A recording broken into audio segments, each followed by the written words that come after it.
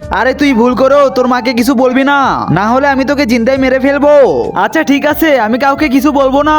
আরে জানবি কি হয়েছে তোমার? আরে দিদি, জানবি এই টিকটিকি দেখে অনেক ভয় পেয়েছে। হা। আরে জানবি টিকটিকি দেখে কেউ ভয় পায়? পাগল মেয়ে। আর দিদি চলো, তোমাকে আমি কাজগুলো দেখিয়ে দেই। আচ্ছা ঠিক আছে চলো।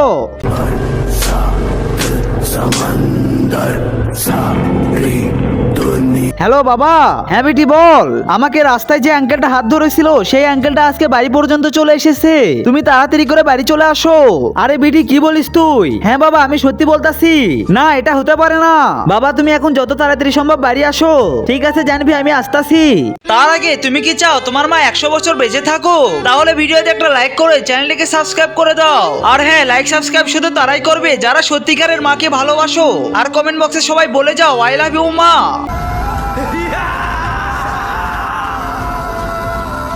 Yeah!